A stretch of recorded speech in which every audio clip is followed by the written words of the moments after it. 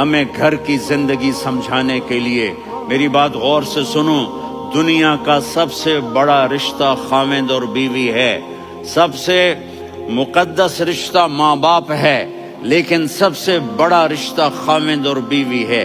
جب یہ ٹوٹ جاتا ہے تو پوری نسل برباد ہو جاتی ہے۔ اس لیے آپ نے زندگی گزار کے دکھائی، آپ گھر میں جھاڑو دے رہے ہیں، آپ آٹا گوندھ رہے ہیں، آپ حضرت عائشہ کو لقمے بنا کے کھلا رہے ہیں، اور حضرت عائشہ کی دلداری کے لیے فرما رہے ہیں، عائشہ سننا حدیث طبرانی کی، عائشہ انہو لیہون علی الموت ان اریتک زوجتی فی الجنہ، عائشہ مجھے جب سے پتا چلا ہے نا کہ تو جنت میں میری بیوی ہے تو مجھے تو مرنے کا شوق لگ گیا ہے۔ اللہ کی قسم ہمیں سکھانے کے لیے تھا۔ جس نے اللہ کو دیکھ لیا ہو اسے عورت کی کیا خواہش رہ جاتی ہے۔ یہ ہمیں سکھانے کے لیے تھا کہ سب سے زیادہ عزت بیوی اپنے خاوند کو دے، خاوند اپنی بیوی کو دے۔ ہن لباس لکم وانتم لباس لہن، تمہاری بیوی تمہارا لباس ہے، اور اللہ بیوی سے کہتا تیرا خاوند تیرا لباس ہے۔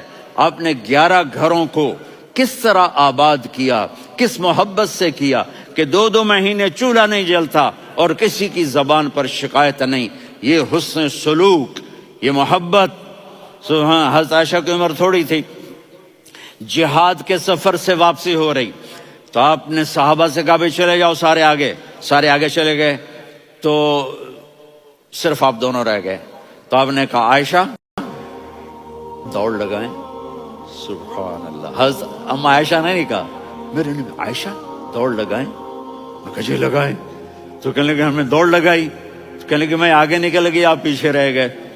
چند سال گزرے تو پھر ہم جہاد کے سفر سے آ رہے تھے تو آپ نے کہا صحابہ سے جاؤ بھی چلے جاؤ آگے آگے آگے آگے، وہ غائب ہو گئے۔ پھر آپ نے کہا عائشہ دوڑ لگائیں، تو میں نے کہا جی لگائیں۔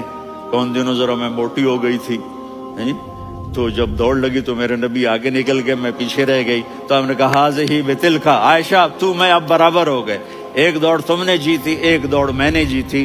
یہ ہمیں گھر کی زندگی سکھانے کے لیے تھا کہ گھر میں بیوی کے ساتھ کیسا ہونا چاہیے۔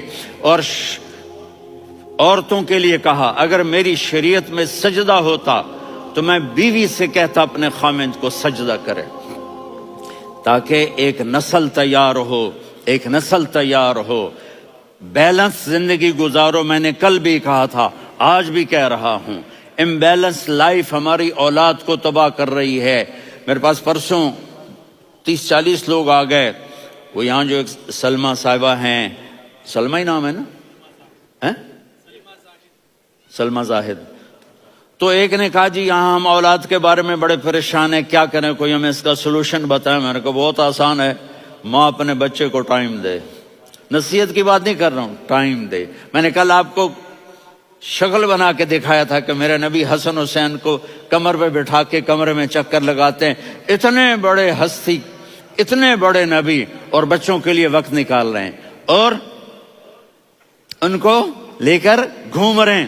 پھر دونوں بھائیوں کو اتار دیتے اور ان کی بہن زینب کو بٹھاتے اور پھر کمرے میں چکر لگاتے، پھر فرماتے تمہارا اونٹ میں چکر لگاتے، پھر فرماتے تمہارا اونٹ کیسا ہے۔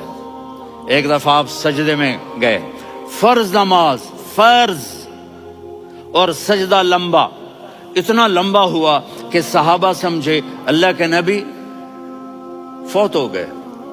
عبداللہ بن مسعود فرماتے ہیں میں پہلی صف میں تھا تو میں نے یوں کر کے دیکھا بھئی چکر کی ہے، تو دیکھا دونوں بھائی حسن حسین میرے نبی کی کمر پہ چڑھے ہوئے تھے اور میرے نبی نے سجدے سے سر نہیں اٹھایا۔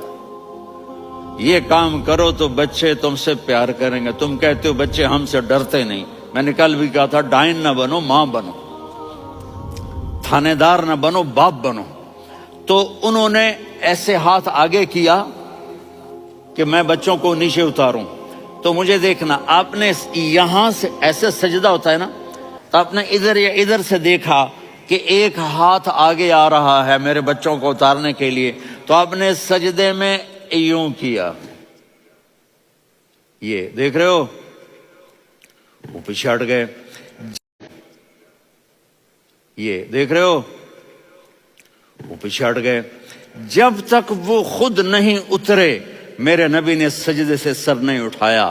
اور جب نماز سے فارغ ہوئے تو ایک دم دونوں کو اپنی گود میں لیا کہ بے ابی ہما و امی لا تؤذوہما، میری جان قربان ہو ان دونوں پر، یہ میرے جگر کے ٹکڑے ہیں، انہیں دکھ نہ پہنچانا. کیا آپ دیکھ رہے تھے ایک زہر میں تڑپ تڑپ کے مارا جائے گا اور ایک کا سر کاٹ کے نیزے پہ چڑھایا جائے گا. آپ کو اولاد کی محبت. نبی جس دن آپ جا رہے تھے پیر 12 ربیع الاول 11 ہجری 611 عیسوی 6 جون آپ نے ساری بیویوں کو بلایا، اطمینان سے ملے، رخصت فرما دیا.